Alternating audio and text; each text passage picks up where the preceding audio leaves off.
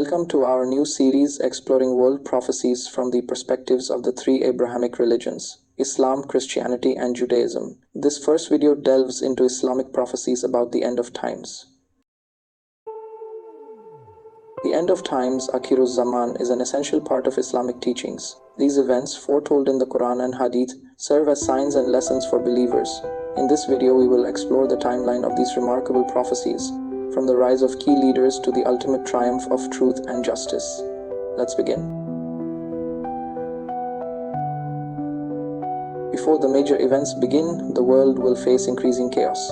Wars, natural disasters, and widespread corruption will indicate that the time of great trials is near. During this period, three important leaders will emerge: the Yemani, the Khurasani, and the Sufyani. The appearance of these leaders will shape the path toward the end times. Each leader will play a unique role. The Yemani will come from Yemen, bringing a message of truth and justice. The Prophet Muhammad said faith is in Yemen and wisdom is in Yemen. This highlights Yemen's significant role in the end times, as it aligns with the Yemeni's emergence as a righteous leader guiding believers on the true path. The Yemeni's leadership will symbolize the embodiment of this prophetic statement, standing as a beacon of faith and wisdom during a period of global turmoil. His leadership will be pure and beneficial for believers. Following the Yemani will be obligatory for those who seek the right path.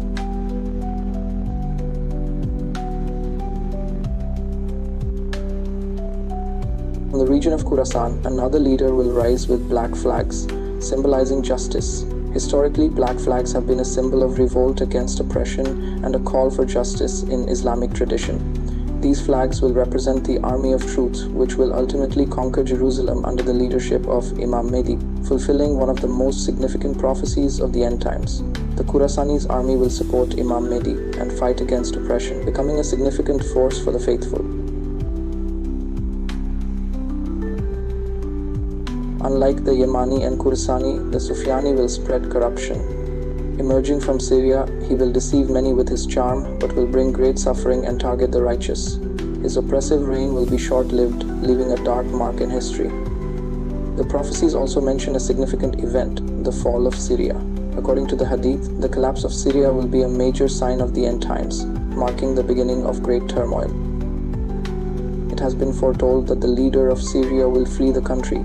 This prophecy is strikingly connected to recent events, as Bashar al-Assad, despite being in a position to be overthrown or killed, managed to escape such a fate.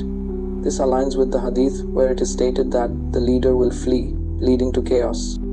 After the fall of Syria, another figure, al-Aslami, will emerge. However, his reign will be short-lived.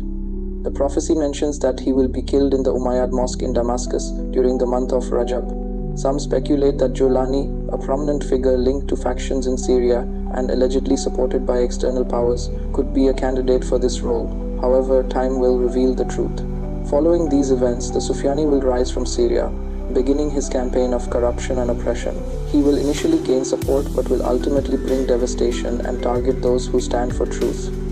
The Sufyani will commit heinous acts, including desecrating mosques, killing righteous people, murdering babies in their mothers' wombs, and engaging in immoral acts inside places of worship. His oppressive actions will also ignite a resistance among the faithful, who will rally behind Imam Mehdi, marking the beginning of the Sufyani's ultimate downfall, as divine justice prevails. His reign will be marked by widespread bloodshed and conquest, as he seizes territories and leaves destruction wherever he goes. The earth swallows his army. The Sufyani will eventually send troops to confront Imam Mehdi. However, Allah's divine intervention will cause his army to be swallowed by the earth at a place called Wadi-e-Baida. This event will signify the beginning of the end for the Sufyani's tyranny. In these turbulent times, a savior will rise, Imam Mehdi, the awaited leader who will guide humanity back to the truth.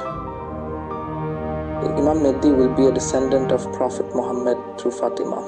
His arrival will mark the beginning of a new era of justice and righteousness. Before this, the world will be engulfed in chaos, injustice, and corruption, making the contrast with Imam Mehdi's leadership even more profound. His era will bring relief and hope to the oppressed, as he unites the Muslim Ummah and restores balance and peace. He will unite the Muslim Ummah, restore the teachings of Islam, and bring an end to oppression. Imam Mehdi will lead the believers in their struggle against powerful enemies. including the Sufyani and the Dajjal.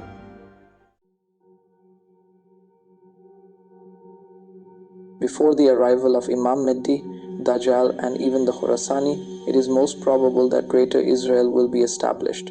Following this, Dajjal will emerge, initially presenting himself as the Messiah and later proclaiming himself to be God.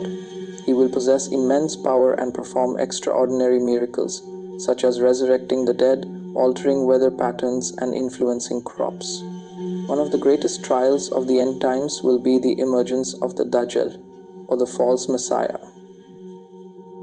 The Dajjal will be a deceiver, blind in one eye but possessing great powers to mislead people. He will perform illusions like bringing rain or reviving the dead to claim divinity.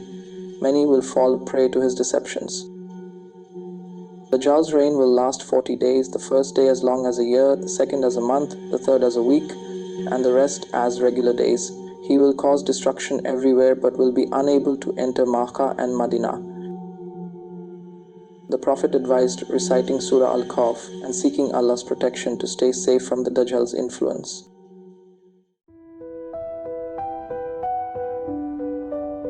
At the peak of the Dajjal's tyranny, Allah will send Hazrat Esa or Jesus back to earth. His return will signal a turning point in the end times.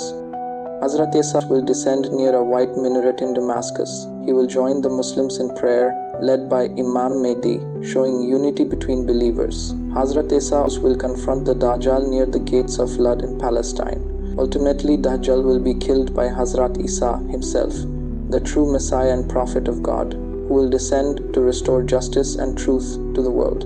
With divine power, he will kill the Dajjal, ending his reign of terror. After the Dajjal's defeat, Hazrat Esa will establish a time of peace. False religions will disappear and humanity will live under the guidance of Allah's laws.